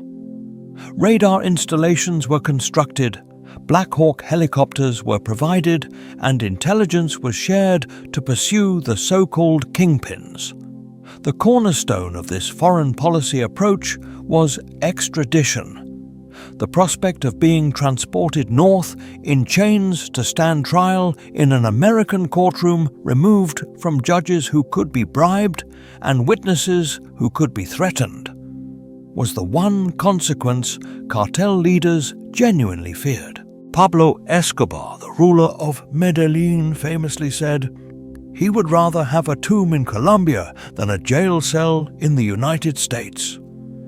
To stop that outcome, he unleashed a campaign of terror against his own country, bringing down airplanes and ordering the murder of presidential candidates. He and his competitors in the Cali cartel became the central targets. Their faces filled television screens everywhere, symbols of the enemy. Their enormous fortunes and casual cruelty made them ideal villains in a worldwide narrative. Gradually, with painstaking effort, the strategy appeared to succeed. Through constant pressure, internal betrayals, and violent confrontations, the dominant Colombian cartels of the late 20th century were taken apart. Escobar was shot dead on a rooftop in Medellin in 1993. The leaders of the Cali cartel were captured or gave themselves up in the years that followed. From the White House Situation Room to DEA offices in Bogotá, a strong sense of triumph took hold. The serpents' heads had been cut off. Yet few paused to consider what would become of the rest of the body. Almost no one noticed that while one conflict had been fought, the groundwork had been laid for another, even more dangerous force to emerge. The previous arrangement had possessed a harsh simplicity. The Colombians, the Medellin and Cali cartels functioned as both producers and wholesalers. They controlled everything from coca paste laboratories hidden in the jungle to multi-ton shipments sent north by air or sea. But they had a critical weakness, the final and most perilous stretch of the route, the 954 miles of the US-Mexico border. This border was an unforgiving terrain of deserts and shallow rivers unfamiliar to them, sonnet to them, and beyond their control. To complete this last stage, they required specialists, subcontractors, who understood the territory. They turned to groups that had been moving contraband across that border for generations. Small smuggling families from Sinaloa, Chihuahua, and Baja California people who knew the paths, the timing of border patrols, and how easily officials on both sides could be corrupted. At first, the deal was straightforward. The Mexican groups received a fixed payment for their work, a few $1,000s in cash for each kilogram of cocaine they successfully delivered into the United States. They served as couriers, drivers, and mules. They handled logistics, nothing more. The person who first recognized the deeper potential of this system was a former judicial police officer from Sinaloa named Miguel Ángel Félix Gallardo. He was known as El Padrino, the Godfather. Unlike Escobar, he was not a showy killer. He operated as a businessman. With a long-term vision, he understood that true power came not from making the drug, but from controlling its route to consumers. He brought together the scattered smuggling clans into a single unified network, the Guadalajara cartel. He dominated the plazas, the profitable smuggling corridors that served as gateways into the American dream. For a while, the arrangement benefited everyone. The Colombians gained a dependable distribution system, and Félix Gallardo's organization accumulated wealth through transportation fees. But over time, the mounting force of the war on drugs began to shift the balance entirely. As the U.S. government and the authorities in Colombia pursued Escobar and the Cali Rodriguez brothers with unrelenting intensity, their organizations started to splinter. Revenue streams were interrupted. Coordination broke down and pressure mounted. That pressure bred desperation, and in that desperation, an opportunity emerged for Félix Gallardo and those aligned with him. Mexican traffickers started to renegotiate the rules. Cash was no longer what they wanted. Physical money was heavy, cumbersome, and increasingly hard to clean. Instead, they demanded something far more strategic. They wanted a share of the merchandise itself. Rather than accepting a transport fee, they insisted on being paid in product. At first, they took 35, then 40, and eventually as much as 50% of every cocaine load they moved north. It was a calculated stroke of brilliance, a silent upheaval in the criminal economy. With that single adjustment, Mexican groups were fundamentally reshaped. They stopped being mere couriers. They became wholesalers, holding their own stock, controlling their own supply, and selling directly into the largest consumer market on the planet. They began establishing independent distribution systems inside American cities, completely bypassing the Colombian intermediaries. The collapse of the once dominant Colombian cartels, hailed in Washington as a historic triumph, left behind a vacuum of enormous scale. And that void was quickly filled by newly empowered Mexican federations. The capture of Félix Gallardo in 1989, triggered by the political backlash after the torture and killing of DEA agent Enrique Kiki Camarena, did not dismantle what he had created. Instead, it caused the structure to fracture into separate pieces, each one emerging as a formidable power on its own. The original Guadalajara cartel shattered into the organizations recognized today. In the Northwest, the ruthless and driven Arellano Félix brothers claimed control of the Tijuana Plaza, the lucrative passageway into California. In the center, Amado Carrillo Fuentes, known as the Lord of the Skies for his fleet of Boeing 727s, used to fly cocaine straight from Colombia, took over the Juarez Plaza. And deep in the mountains of Sinaloa, a farmer's son, short in stature but boundless in ambition, Joaquin Guzman Loera, El Chapo began consolidating influence alongside his partners, laying the groundwork for what would become the Sinaloa cartel. The balance of power had been permanently transformed. The Colombians, once unchallenged rulers, were pushed into the role of basic suppliers, forced to sell their product at the source to Mexican buyers. North of Colombia, the Mexicans now commanded the entire logistical system. They dictated the routes, set the prices, and collected the profits.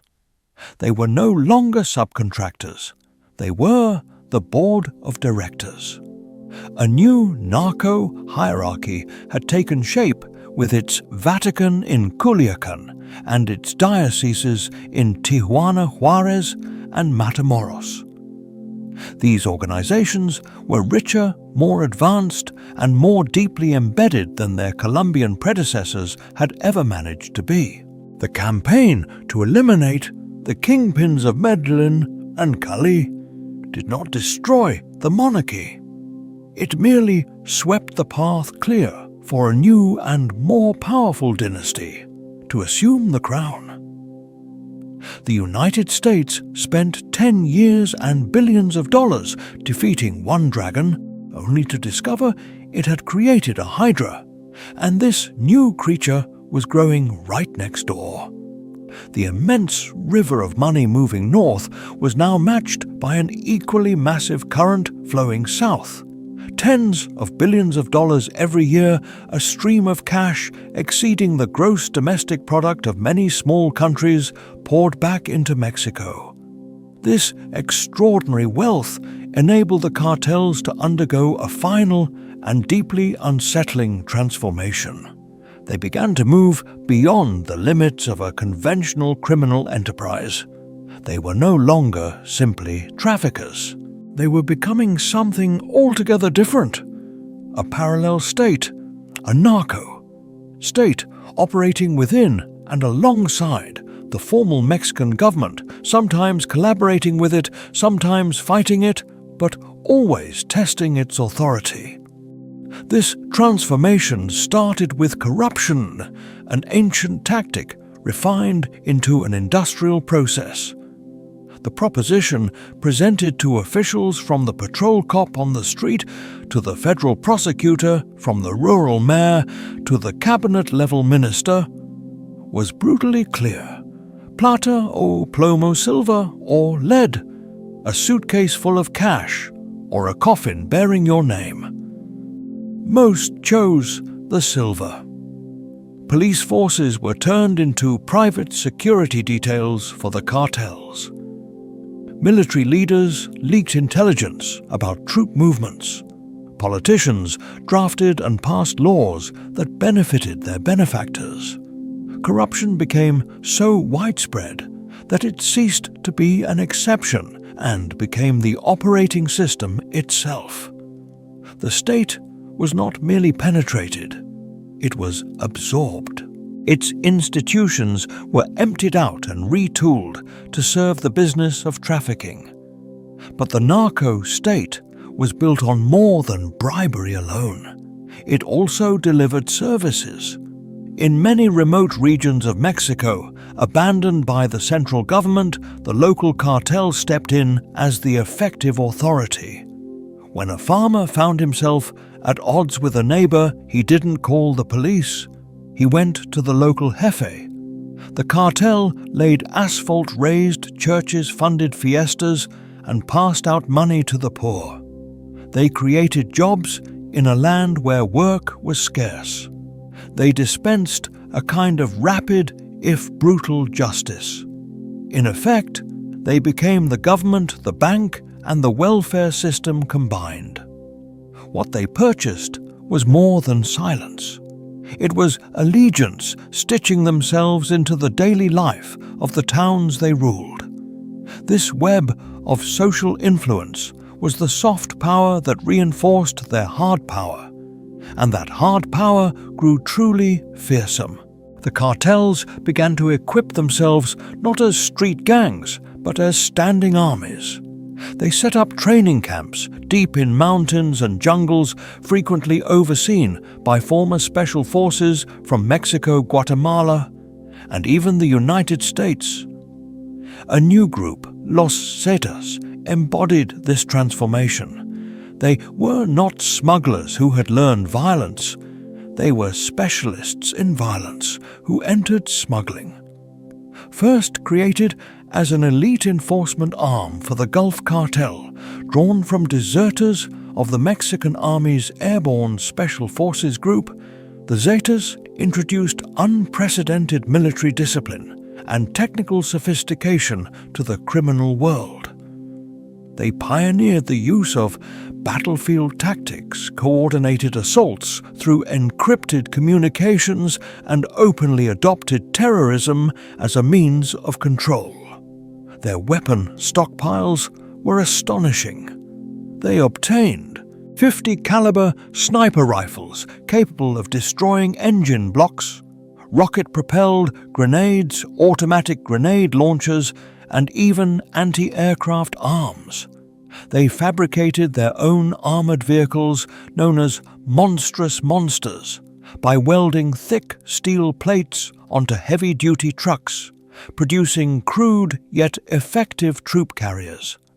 They fought the Mexican military in sustained engagements that lasted hours, sometimes days.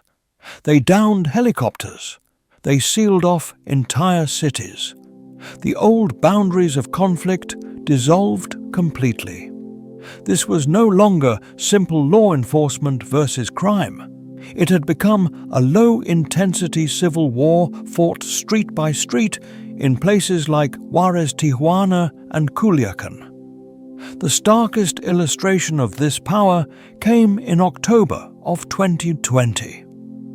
Backed by U.S. intelligence, the Mexican military launched an operation in Culiacan, the core of the Sinaloa cartel's domain, to seize Ovidio Guzman, one of El Chapo's sons.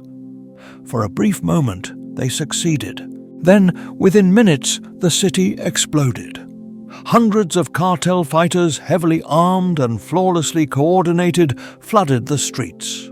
They erected flaming barricades, assaulted military installations, took over the city's airport, and kidnapped the families of soldiers. Culiacan was frozen, besieged from within. The clashes streamed live across social media, a public display of state collapse. Mexican forces were outmaneuvered, outgunned, and overwhelmed. After hours of fierce fighting, a direct order came from the President of Mexico, Andrés Manuel López Obrador. To prevent more bloodshed, he instructed the army to stand down and free Ovidio Guzman. The cartel prevailed. They had confronted the full authority of the Mexican state in open combat and compelled it to withdraw. It was a moment of deep humiliation for the government and a chilling revelation for the world. It showed that in certain regions of Mexico, the state's monopoly on violence, the very hallmark of sovereignty, had vanished. The narco-state was no longer a hidden power. For one bloody afternoon in Culiacan, it was the only authority that mattered. The powder had done far more than corrupt a handful of officials. It had financed an insurgency that now held an entire nation hostage, a silent and steady takeover paid for 1 gram at a time. The American market, despite its enormous appetite, was limited. By the late 1980s and into the 90s, U.S. cities were awash in cocaine. Prices leveled off, competition turned deadly, and law enforcement, however imperfect, began applying steadier pressure. The Colombian cartels, always strategic and globally minded, grasped a basic business truth: diversify the market. They needed a new frontier, a fresh continent of wallets to open and noses to fill. Their attention shifted east across the wide and empty Atlantic toward the Old World, Europe, with its wealthy cities, established trade networks, and discrete desires, became the next obvious target. This marked the opening of a second front, a European corridor that would transform the global movement of the powder and draw an entirely new cast into its narrative. At first, the techniques were almost charmingly straightforward. A courier on a commercial flight from Bogota to Madrid, with a suitcase lined with a few carefully pressed kilos, or a modest load concealed inside a shipment of coffee beans or bananas bound for the ports of Lisbon or Naples. These early moves were essentially test runs, cautious feelers sent out to explore a fresh marketplace gauge, debut resistance, and chart levels of demand.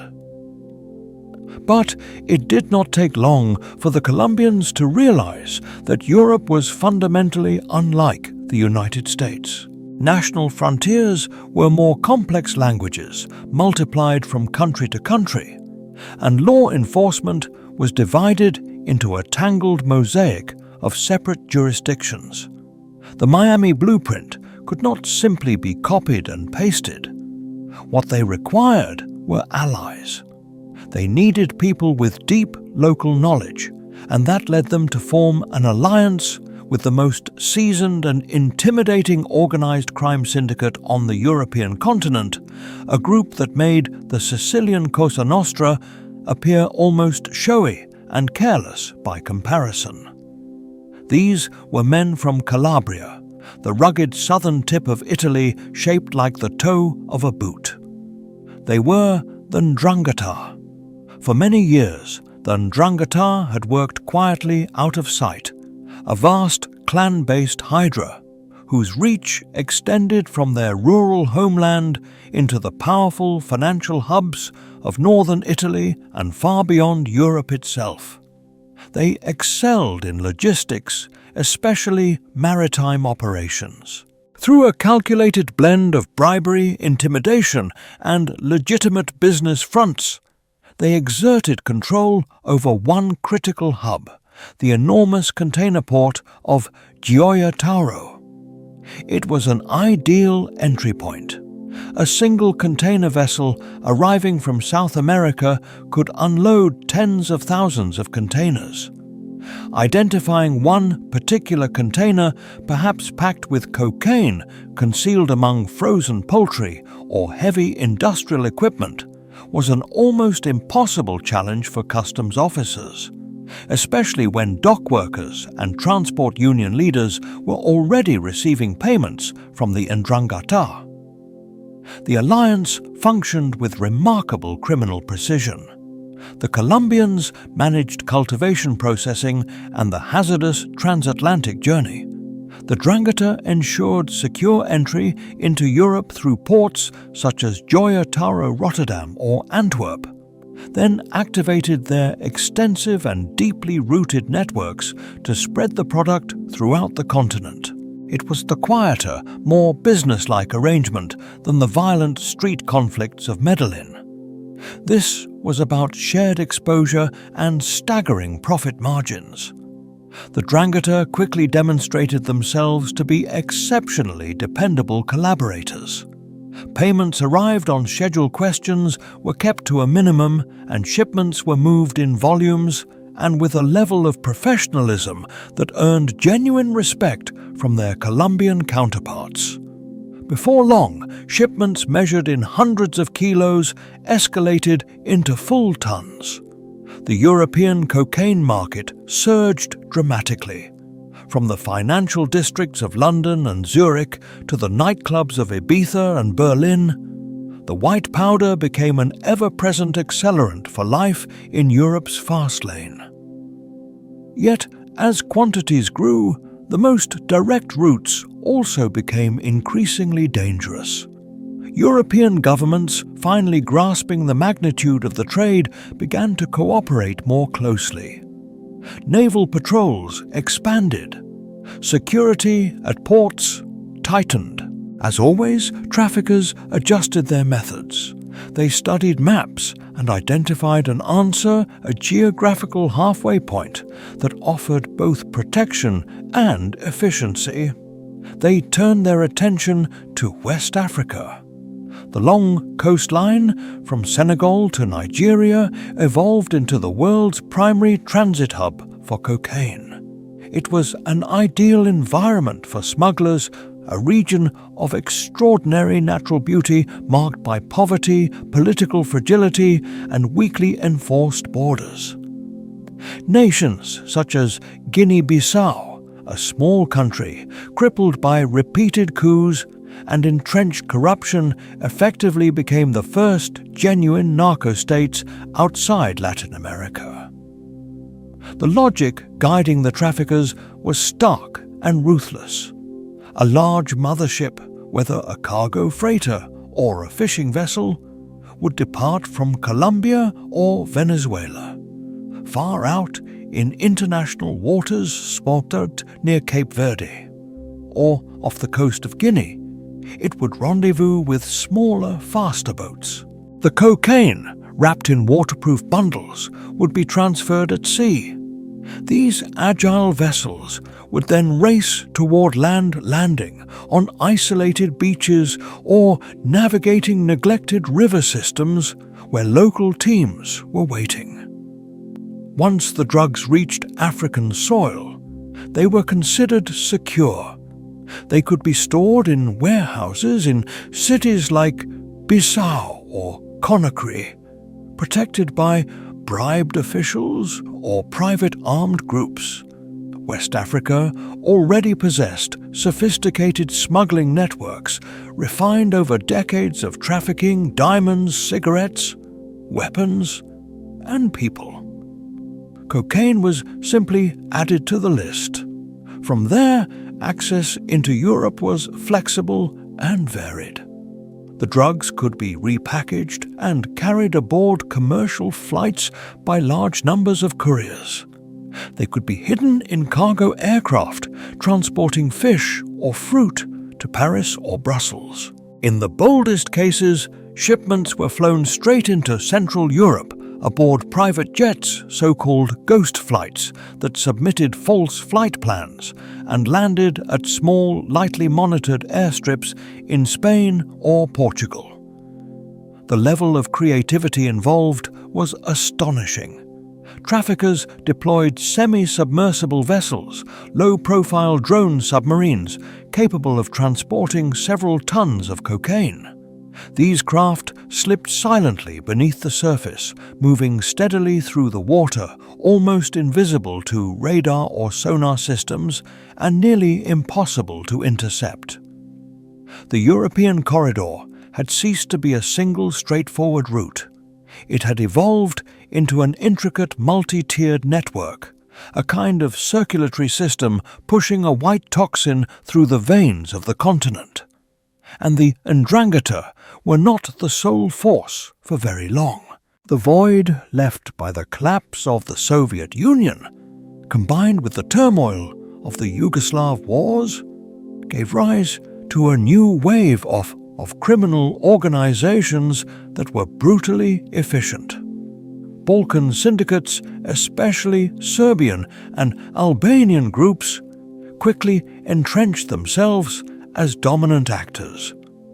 They were organized, fluent in multiple languages, and exceptionally violent. Their expertise lay in land-based logistics, transporting cocaine from southern ports northward, by truck moving effortlessly through the open, borderless expanse of the Schengen zone. They took control of street-level distribution in cities throughout Germany, Scandinavia, and the United Kingdom. In the port cities of Antwerp and Rotterdam, the logistical nerve centers of Europe, the so-called Mokro Mafia, made up largely of Dutch Moroccan criminals, fought bitterly for dominance of the docks. Their rivalries spilled into public view through a series of brazen and shocking assassinations. Europe's sense of old-world stability was fractured. The continent now had its own cocaine war, perhaps less visible than Colombia's, but equally destructive, transforming major ports into combat zones and turning quiet African villages into nodes of international crime. The powder, endlessly adaptable, had discovered a new base of operations. Then, as the 21st century progressed, the character of the powder itself began to shift. The narrative took another ominous turn, not in the Andean jungles or cartel boardrooms, but inside hidden laboratories far away within the very chemistry of the substances being sold. A new threat appeared, a synthetic phantom that would latch onto the cocaine trade with devastating results. Its name was fentanyl. At first, it surfaced quietly, a faint signal in coroner's reports and toxicology screenings in the mid-2010s. A death was labeled a cocaine overdose, yet the findings did not quite fit. The victim had not simply stopped breathing from cardiac arrest, the classic outcome associated with cocaine. Instead, they had slowly slipped away. Respiratory depression, the unmistakable marker of an opioid. Initially, investigators assumed users were combining substances, a speedball of cocaine and heroin. But the incidents kept increasing, and many of the dead had no prior history of opioid use. They were casual users, weekend partygoers, people who believed they were buying a gram of cocaine for a night out. They had no idea they were consuming one of the most powerful opioids ever created by humans. Fentanyl is a product of the laboratory, a fully synthetic compound, first developed in '59 as a potent surgical anesthetic. It is 50 times stronger than heroin and 100 times more powerful than morphine. An amount no larger than 2 grains of salt can be fatal to someone with no opioid tolerance. For modern drug syndicates, particularly the Mexican cartels that had largely replaced the Colombians as the leading force in the North American market, fentanyl was a commercial breakthrough. Its precursor chemicals could be obtained cheaply from China.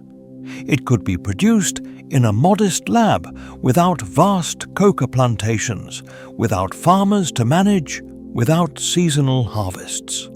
And its extreme potency was its greatest financial advantage.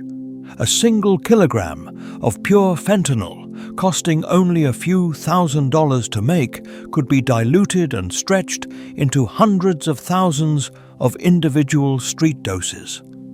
The contamination of the cocaine supply grew out of this cold economic logic. Sometimes it was accidental, the result of a dealer using the same scale or mixing surface for fentanyl-laced heroin and for cocaine.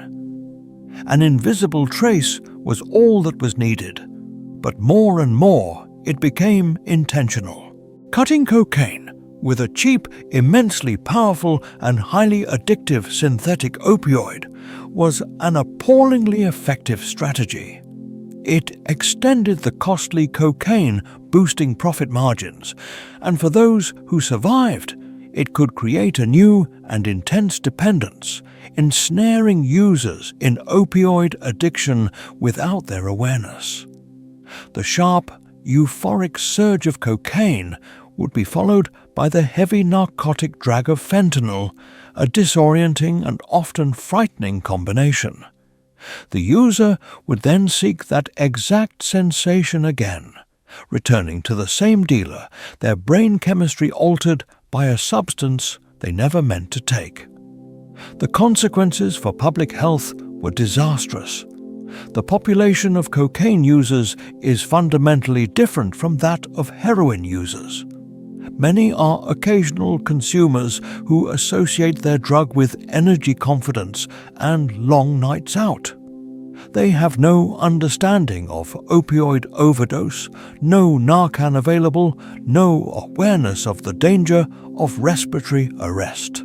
What had once been a party drug had become a game of Russian roulette. One line, one bump in a bar or at a concert could now mean death.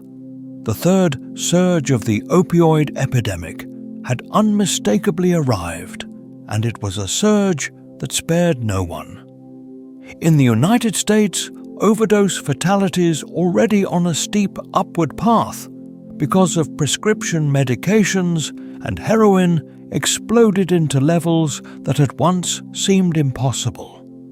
More than 100,000 Americans were dying each year, a figure that would have been unthinkable not long before.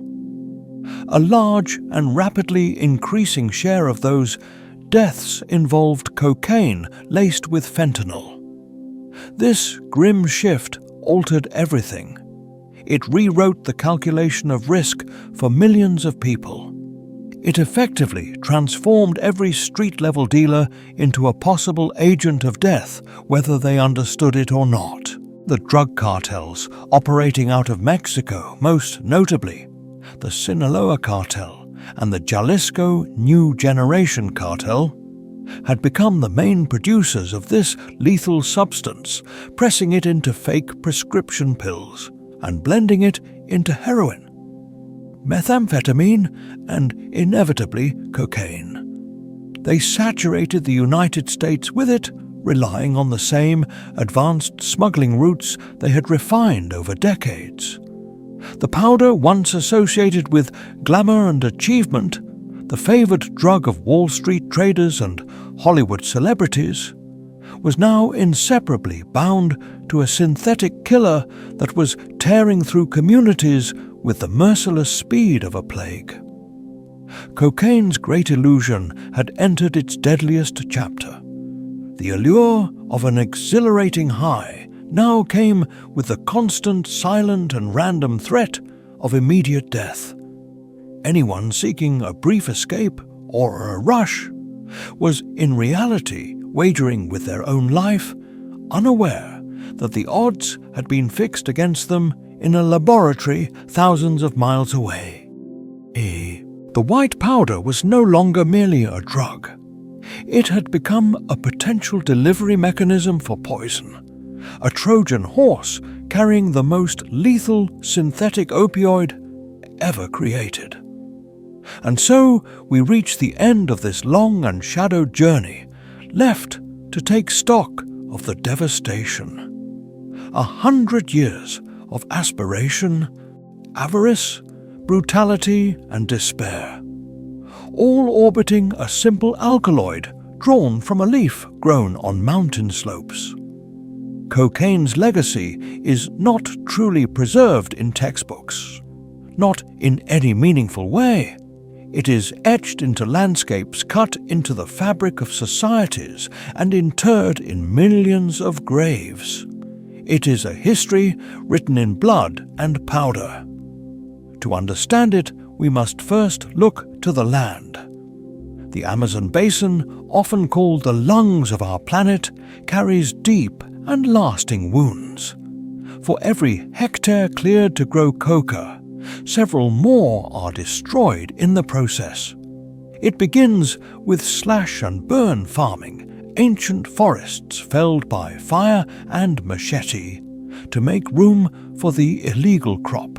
These fields drain the already fragile soil within only a few years, forcing farmers to move on, pushing ever farther into the rainforest and leaving behind a mosaic of ruin.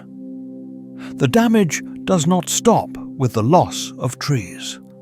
Turning coca leaves into cocaine paste, the first step toward the final white powder, amounts to a form of environmental chemical warfare. This is not a clean or controlled process. It takes place in crude concealed jungle laboratories using toxic mixtures of chemicals. Streams of gasoline or kerosene are poured in to extract the alkaloid from the leaves. Large quantities of sulfuric acid caustic soda and potassium permanganate are used during refinement. When the process is complete, the question becomes unavoidable. Where do these chemicals go? They are simply discarded, dumped straight onto the forest floor, where they sterilize the soil or emptied into nearby streams that carry them into the vast river systems of the Amazon and the Orinoco. Fish are killed. Drinking water for remote communities is poisoned, and enormous dead zones spread through what was once the most biologically diverse ecosystem on Earth. For every gram of cocaine consumed in a nightclub in some distant city, a matching dose of toxins is released into the heart of the planet. It is a quiet but relentless ecological catastrophe, the hidden environmental price of a global habit.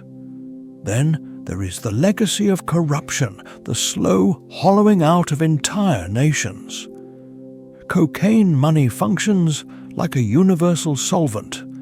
It eats away at institutions, erodes loyalty, and corrodes the very concept of civil society. In places such as Colombia during the 1980s and 90s, and Mexico from the 2000s onward, cartels accumulated power that rivaled and sometimes surpassed that of the state. They did not merely bribe officials, they created a parallel system of governance. Police chiefs, judges, mayors, and even presidential candidates were presented with a stark choice: plata o plomo silver, or lead, a suitcase full of cash, or a coffin. Many chose the money, and entire ministries, police departments, and court systems effectively became extensions of the narco-economy. Those who chose the other path, the courageous and the principled, often paid with their lives.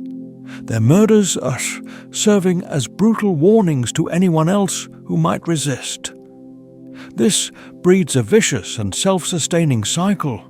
A state weakened by fear and corruption can no longer guarantee safety or justice for its people.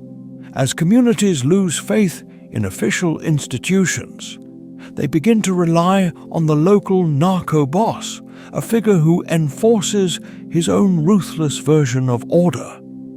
He erects schools and churches funded by drug profits, even as he has his enemies executed in the public square. The boundary separating the state from organized crime gradually smears, then vanishes altogether. From that collapse, a narco-state emerges. This reality is not confined to Latin America alone. Its shadow has stretched into West Africa as well, where narcotics money has financed coups and sustained corrupt, kleptocratic governments. The powder poisons everything it comes into contact with, shaping a hollowed-out world of phantoms. Phantom politicians, phantom police, forces, phantom economies, all driven by the relentless circulation of illegal cash. And then there is the human toll, a burden so vast that it resists simple understanding. It takes the form of a pyramid of suffering. At its base stands the cocolero, the coca grower. He is no drug lord. Most often, he is an impoverished farmer cornered by geography and economics, cultivating the only crop that reliably provides an income, however small that wage may be. He exists under constant pressure, squeezed between traffickers on one side and government eradication units on the other. His daily life is an unending negotiation with the threat of violence. Above him are the chemists hidden in jungle laboratories, inhaling poisonous fumes, their lives treated as expendable. Then come the mules, desperate young men and women who swallow condoms packed with cocaine or bind them to their bodies, praying they are not intercepted, and praying the packages do not rupture inside them, which would mean a horrific and certain death. And beyond them lies the violence itself. The sicarios, teenage assassins, often drawn from impoverished neighborhoods for whom life has little value, and killing is simply employment. There are the perpetual wars between cartels fighting for smuggling corridors. Conflicts that do not resemble wars in any traditional sense. They are extermination campaigns defined by torture, dismemberment, and public acts of brutality meant to intimidate both rivals and civilians. Hundreds of thousands have died in Mexico alone. Entire generations in Colombia grew up knowing nothing but conflict. Inner city communities in the United States were shattered by the crack epidemic and the gang violence it ignited. The price is measured in corpses, but also in those left behind. The traumatized survivors, the orphaned children, the displaced families, the millions of lives permanently fractured by this trade. At the very peak of the pyramid stands the user. In one sense, they too are victims ensnared by a powerful dependency. Yet they are also the driving force, the casual consumer at a dinner party, the addict in a shadowed alley, the banker marking a successful deal. Their appetite sends a signal that reverberates down the entire supply chain, setting the whole infernal mechanism into motion. Their money is the fuel. Cocaine's final and most enduring illusion, its greatest deception, was to compress this vast global pyramid of misery into a thin white line on a mirror. It promised dominance, ecstasy, and glamour. But its true inheritance is scarred. Land-fractured nations and a death toll that can never be fully calculated. A legacy written in blood and powder, endlessly reproduced for as long as the world continues to want more. Before we part, take a quiet moment with what you've just heard. If this story made you pause, if it challenged the way you see the world behind the headlines, then let that reflection mean something. Like the video, so it can reach others who are willing to look honestly at uncomfortable truths. Subscribe if you want to keep exploring these hidden systems, not for spectacle, but for understanding. And leave a comment telling me where you're listening from or what thought stayed with you the longest. These stories don't end when the video does. They continue in the conversations we choose to have together.